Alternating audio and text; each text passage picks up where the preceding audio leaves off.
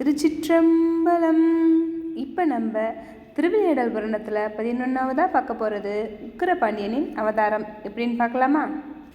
சுந்தர பாண்டியனாக சோமசுந்தர பெருமானே அமைந்தமையால் தமிழகத்தின் மூவேந்தர்களான சேர, சோழ, பாண்டிய மன்னர்களில் சந்திர வம்சத்தில் வந்த பாண்டிய வம்சமே மிகவும் சிறப்புற்று விளங்கியது. இந்த பாண்டிய வம்சம் தழைத்தோங்க சிவபெருமான் என்ன பண்ணுறாரு, அவருடைய புதல்வனான முருகப்பெருமானையே தடதகை பிராட்டியாரின் வயிற்றில் கருவுறச் செய்கிறாரு. அதனால் அங்கே மக்கள் எல்லாம் ரொம்ப சந்தோஷப்படுறாங்க. அப்புறம் உலகத்தில் இருக்கிற நிறைய வேதியர்கள், முனிவர்கள் மதுரைக்கு வந்து அரச குலத்திற்கு உரிய விசேஷங்கள் அப்புறம் சடங்குகள் எல்லாத்தையும் சிறப்பாக செஞ்சு முடிக்கிறாங்க. ஒரு சோமவாரம் திருவாதிரை நட்சத்திரத்து அன்னைக்கு அழகான ஆண் குழந்தை தடதகை பிராட்டியாருக்கு பிறக்குது. தடதகை பிராட்டியார் ரொம்ப சந்தோஷப்பட்டு அந்த குழந்தைய அள்ளி எடுத்து முத்தம் கொடுத்து அவங்க கணவராகிய சுந்தரேச பாண்டியனுடைய கையில் கொடுக்குறாங்க. அப்போ காக்கும் கடவுளான திருமால், படைப்பும் கடவுளான பிரம்மதேவர், தேவர் உலகத்தில் இருக்கிற தேவேந்திரன், அப்புறம் தேவர்கள், ரிஷிகள் எல்லாமே சுந்தர பாண்டியனுடைய அரண்மனைக்கு வந்துட்டாங்க. அப்புறம் வடக்கு பகுதி மன்னர்களும் குறுநில மன்னர்களும் சேர சோழ மன்னர்களும் கூட அவங்க பரிவாரங்களோட சேனைகளோடையும் சுந்தர பாண்டியனுடைய அரண்மனைக்கு வந்து அவங்களையும் தடதகை பிராட்டியாரையும் குழந்தையையும் வாழ்த்தி வணங்குறாங்க. எல்லா நாட்டுக்கும் தடதகை பிராட்டியாருக்கும் சுந்தர பாண்டியனுக்கும் ஒரு அழகான ஆண் குழந்தை பிறந்திருக்குன்ற விஷயத்த சொல்லி அனுப்புகிறாங்க. அங்கே இருக்கவங்களாம் எப்படி பேசிக்கிறாங்க, பாண்டியர் குலக்கொழுந்தாக திருமுருகனே அவதாரம் எடுத்திருக்கிறாரு, இந்த குழந்தை வளர்ந்து 7 உலகங்களையும் காத்தருளும் அப்படின்னு சொல்கிறாங்க. இது பாண்டிய நாடு செய்துட்ட தவம் அப்படின்னு பேசிக்கிறாங்க. அது மட்டும் இல்லை, அறம், பொருள், இன்பம், வீடு என 4ம் தனித்தனியே செஞ்ச பெருந்தவத்தின் காரணமாக தான் இந்த குழந்தை இங்கே அவதாரம் எடுத்துருக்கிறதெல்லாம் பேசிக்கிறாங்க.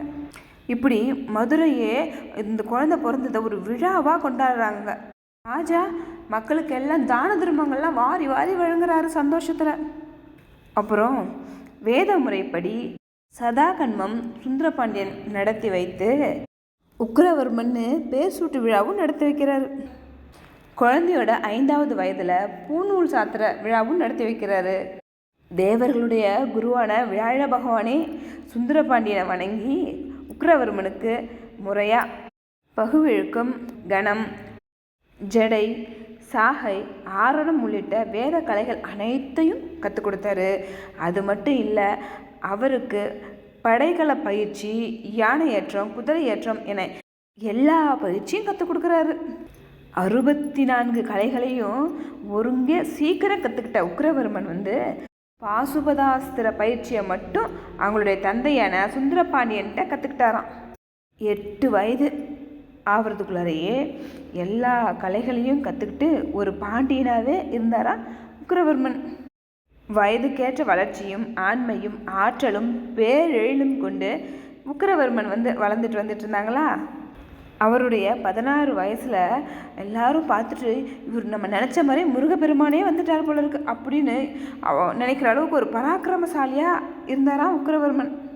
இப்படி பேர் அழகோடு இருந்த உக்கிரவர்மன் இடத்தில் வந்து 32 லட்சணங்களுடன் சிறந்த குணங்களும் அமைந்திருப்பதை பார்த்த சுந்தரபாண்டியர் வந்து இவன் பூவுலகு முழுமையும் ஆட்சி செய்ய வல்லவன், அப்புறம் நீண்ட ஆயுளுடன் கீர்த்தி, நீதி, சாதுரியம், பண்பாடு, கருணை, கல்வி, அப்புறம் எவற்றையும் வெல்லுதல், சிவபக்தி ஆகியவற்றுடன் தேவர் குலத்தோரையும் விஞ்சிடும் திறமை வாய்ந்தவராய் பெரும் சக்கரவர்த்தியாக விளங்கிடுவான் அப்படின்னு சொல்கிறாராம்.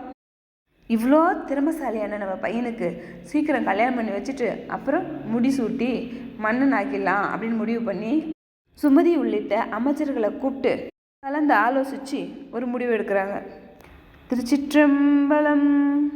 திருவிளையாடல் புராணத்தில் 12ஆவதா வேல்வளை சென்றினை உக்கிரபாண்டியனுக்கு அளித்தல் பற்றி பார்க்கலாமா? மன்னன் சுந்தரபாண்டியன் வந்து அவங்க அமைச்சர்களெல்லாம் கூப்பிட்டு இது மாதிரி உக்கிரவர்மனுக்கு இனி கல்யாணம் பண்ணி வைக்கலாம் அப்படின்னு அவங்க ஆலோசனை நடத்தும் போது சரி அப்படின்னு சொல்லிட்டு சிறிய மரபு, கீர்த்தி, உயர்குடி பிறப்பு போன்றவற்றினால் நம்ம மன்னருடன் சம்பந்தம் செய்ய பொருத்தமும் தகுதி இருக்கிறவங்க யார் அப்படின்னு தேடி பார்க்குறாங்க. அப்புறம் வடபுறத்தே உள்ள கல்யாணபுரம் என்னும் பேரூர் மன்னனும் சூரியகுலத்தில் தோன்றியவருமான சோமசேகரன் அவங்களுடைய புதல்வியான காந்திமதி தான் நம்ம உக்கிரவர்மனுக்கு தகுதியான பொண்ணு அப்படின்னு முடிவு பண்ணி இந்த செய்தியை சுந்தரபாண்டியன்கிட்ட போய் சொல்கிறாங்க. அமைச்சர்களும் சுந்தரபாண்டியனும் பேசிகிட்டு இருந்த அன்னைக்கு ராத்திரியே கல்யாணபுரத்து மன்னனான சோமசேகரனுடைய கனவுல போய் சிவபெருமான் வந்து மதுரையில் இருக்கிற சுந்தரபாண்டியனுடைய பையனான உக்கிரவர்மனுக்கு உன்னோட பொண்ணை காந்திமதியை கல்யாணம் பண்ணி கொடுன்னு வேற சொல்லிடுறாரு. உடனே எழுந்திருச்ச சோமசேகரன் இறைவனுடைய கருணையை நினச்சி இறைவனை போற்றி ரொம்ப சந்தோஷப்படுறாரு. பொழுது விடிஞ்சதுமே அமைச்சர்கள், பரிவாரங்கள், சேனைகள் பின்தொடர அவங்க பொண்ணாகிய காந்திமதியை கூப்பிட்டுட்டு மதுரையை நோக்கி போகிறாரு சோமசேகரன். அதே சமயத்தில் மதுரையிலிருந்து சுந்தரபாண்டியனுடைய உறவினர்களும் அமைச்சர்களும் அறிஞர்களும் காந்திமதியை பெண் கேட்டு கல்யாணபுரம் நோக்கி போகிறாங்க. ரெண்டு வீட்டாரும் இடையிலேயே சந்திச்சுக்கிறாங்க. அப்புறம் மதுரை மணமகன் வீட்டார் வந்து சோமசேகரனிடம் வந்து, மன்னா, முருகப்பெருமானை ஒத்த எங்கள் உக்கிரவர்மனுக்கு உங்கள் பொண்ணை திருமணம் செஞ்சு கொடுக்குறீங்களா அப்படின்னு கேட்குறாங்க. இதை கேட்டு ரொம்ப சந்தோஷப்பட்ட சோமசேகரனும் அவர் முதல் நாள் இரவில் கண்ட கனவை எல்லாம் அவங்களுக்கு சொல்லி திருமணத்துக்கு சம்மதமும் சொல்கிறாரு. சரி, இந்த ஒரு நல்ல செய்தியை நம்ம சீக்கிரம் போய் நம்ம மன்னன் சுந்தரபாண்டியன்கிட்ட சொல்லணும் அப்படின்னு சொல்லிட்டு எல்லாரும் முடிவு பண்ணி மதுரையிலேருந்து வந்தவங்க, மன்னன் சோமசேகரனோட கல்யாணபுரத்துலேருந்து வந்தவங்க எல்லாரும் சீக்கிரமே மதுரைக்கு போயிடுறாங்க. அங்கே மன்னன் சோமசேகரன் வந்து நம்ம சுந்தரபாண்டியனை பார்த்ததும் பணிந்து வணங்குறாங்க. நம்ம சுந்தரபாண்டியரும் அவங்கள வரவேற்று உபசரித்து ஒரு பெரிய மாளிகையில் தங்க வைக்கிறாரு. அந்தணர்களை வரவழைச்சி ஒரு நல்ல நாளாக பார்த்து திருமண தேதியும் குறிக்கிறாங்க. இந்த திருமண செய்தியை எல்லா நாட்டு மன்னர்களுக்கும் ஓலை மூலயமா அனுப்பி தெரிவிக்கிறாங்க. அப்புறம் மனம் முரசு கொட்டி அப்புறம் மதுரையில் இருக்க எல்லாத்துக்கும் இந்த செய்தியை தெரிவிக்கிறாங்க. மதுரையம்பதி ஃபுல்லாக அலங்காரம் பண்ணுறாங்க கல்யாணத்துக்காக. கமுகு, வாழை, முளைப்பாலிகை, புண்ணிய நீர் நிரம்பிய பொற்குடம், தோரணங்கள், கொடிகள் போன்றவற்றால் வந்து அப்படி அலங்காரம் பண்ணுறாங்க வீதிகளும் வீடுகளையும். இதெல்லாம் பார்க்கும்போது மதுராபுரி பல மடங்கு ரொம்ப அழகாக தெரியுதான். சுந்தரபாண்டியனால் அனுப்பி வைக்கப்பட்ட திருமண செய்தி கேட்ட எல்லா வேந்தர்களும் முனிவர்களும் உக்கிரவர்மன் காந்திமதியோடைய திருமணத்துக்கு வராங்க மதுரைக்கு. அப்புறம் சேர சோழர்களும் கஜபதி, துரகபதி, நரகபதி என அனைவரும் வந்தாங்க. அப்புறம் சீனர் முதற்கொண்டு சாவகர் வரை மற்ற நாட்டு மன்னர்களும் உக்கிரவர்மனின் திருமண நிகழ்ச்சியை பார்க்கறதுக்கு வராங்க. அவங்க மட்டும் இல்லை, சைவம் தழைத்தோங்க வந்துதித்த முனி பொங்கவர்களும், ஐவகை சைவரும், அறுவகை சமயத்தோரும் வந்தாங்க.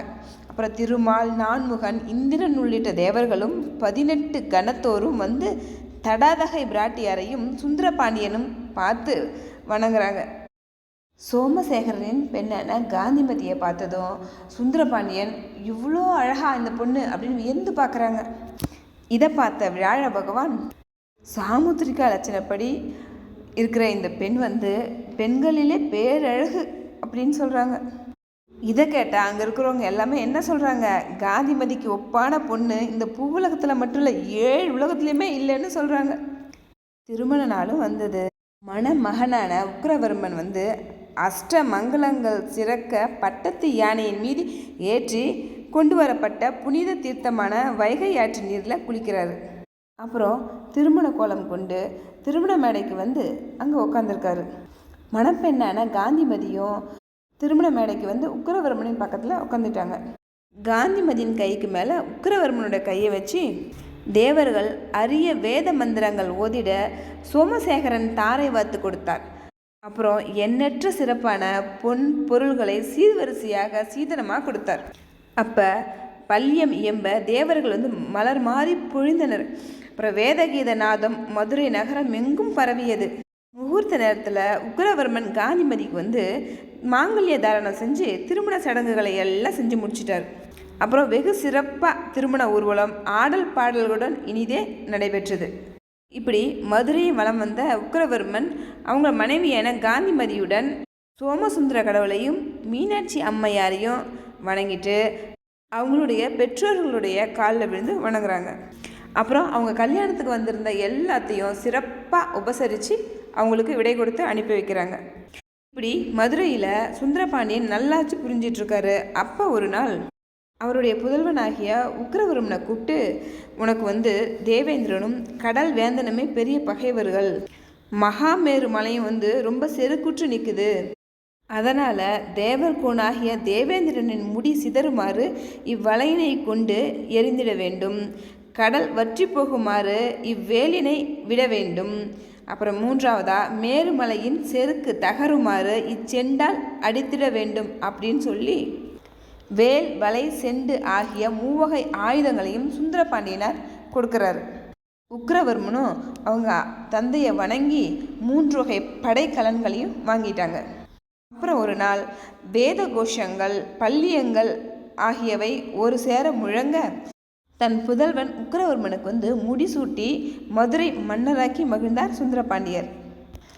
தம் ஆணையையும் அரசாட்சி உரிமையையும் நீதி வழுவாத செங்கோலினையும் தம் குமாரனுக்கு கொடுத்த சுந்தரபாண்டியர் உக்கிரபாண்டியனை, நீயும் நெடுங்காலம் அறநெறி வழுவாது சத்திய மார்க்கத்தில் இருந்து செங்கோல் செலுத்துவாயாக அப்படின்னு வாழ்த்துறாரு.